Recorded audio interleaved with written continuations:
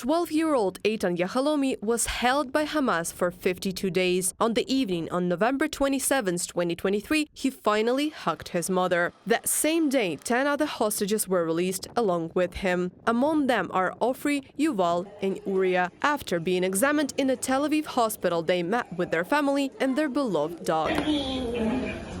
In return, Israel released 33 Palestinian prisoners. A temporary ceasefire between Hamas and Israel has started on November 24th. Our main focus right now is, and our hope is, to reach a sustainable truce that would lead to further negotiations and eventually to an end to this iteration of violence, to this war.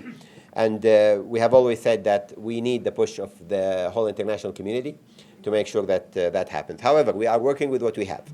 And what we have right now is a provision to the agreement that allows us to extend days as long as Hamas is able to guarantee the release of at least 10 hostages from their side. A ceasefire could be the first step towards a political settlement of the conflict, Western politicians say. The ceasefire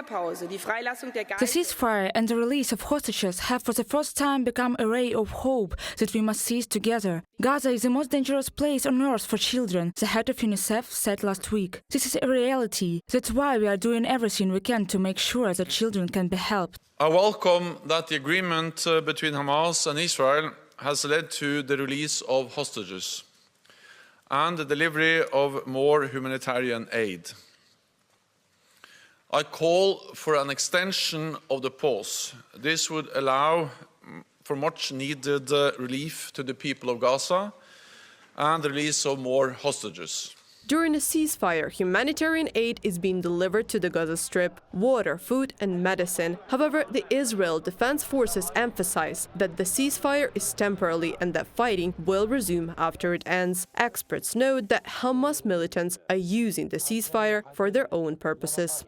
It was important for them to get numerous days of ceasefire in which they can reset again and hope that this ceasefire will be longer and longer for all sorts of reasons, from international pressure to new offers like "we'll return you 10 more people, give us another day." It's a drag on time and, most importantly, a truce that gives them a chance to prepare better. The President of the United States of America, Joe Biden, stated, quote, "We will not stop until all hostages held by Hamas terrorists are released." Bloomberg news agency writes that a temporary cessation of hostilities and the release of hostages will apparently be the main goal of the U.S. Secretary of State Antony Blinken's next visit to Israel.